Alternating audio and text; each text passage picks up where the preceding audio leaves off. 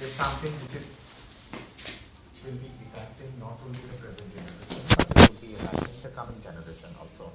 This is a national legislation, and we are, going for a totally a U-turn on our economic policies, and taking into consideration the sensitivity of this bill, because as I said, like it is going to affect India for coming 100 years, so we have to look into the pros and the cons of this, and we'll have to give an answer to the future generation also. So what I understand is like at least and until you have a national debate on this, I would rather say that I would rather go further extent. I would say a national debate not only inside the parliament.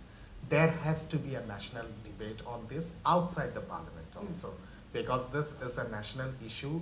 It would be deciding the future of this country, which course we would be following in our economic policies, what would be our external economic relationship with leading countries of the world, what would be the positivity of this bill, what would be the negativity of this bill, how much would be the quantum of positivity of this bill, how much would be the quantum of negativity of this bill. These are very sensitive issues, and we have to realize the sensitivity of this issue, and therefore I understand that even if there is a kind of a give and take inside the parliament also, without looking into the sensitivity or into the sensitiveness nature of this bill, if there is a kind of a quick give and take, that would be disastrous for the nation. We have to have a serious debate on this issue, and we have to look into the positive side as well as the negative side. We have to look as to what has been the economic scenario in other countries where FDI in multi-brand retail has been legislated. But in a way, how would you like to respond to the parties, a few parties and their opposition regarding FDI?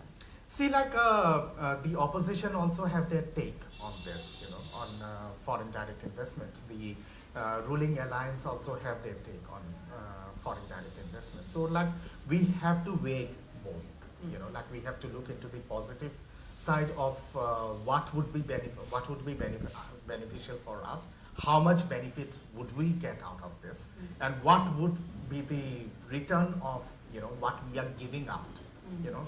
We should understand one thing: any multi-brand retailer coming to the country would come with a psychological factor of profitability. He would come here for profit making. Say supposing I'm an investor and I'm investing in any other country, what would be my main guiding force? It would be profit making, and that is how business works, and there is nothing wrong in this. So what would be the profitable aspect of it? What would be the profitability of it? That is something which needs to be taken into account. Second thing is like all those retail giants which have come over to different countries, how much have they contributed into the economic growth of that country? That is one thing, and what they have done in their home country. Like when we talk about Walmart, we have to ask Walmart as to how much employment have you generated in the United States of America. That's right. One of the very important contentious issues, I would say, which the opposition was certainly against, because they think that it is going to wipe out a number of jobs here in the government. How much they have given, how much because of them jobs have been wiped out. That's right. We'll come to that. Let's stick to the politics right now that's going around on this front, because Trinamool Congress, many people are saying much about Trinamool Congress. Quite in a fix right now. First, it tries to come up with a no confidence motion, gets no backing from nowhere. Now it's the other camp moving towards probably a vote thing. Even the government agrees to it. Trinamool will be in a fix. Would it like to join hands with the opposition? It can't even side with the government. What is going to be the situation now? Trinamool is in a fix. I think they overplayed their hand by first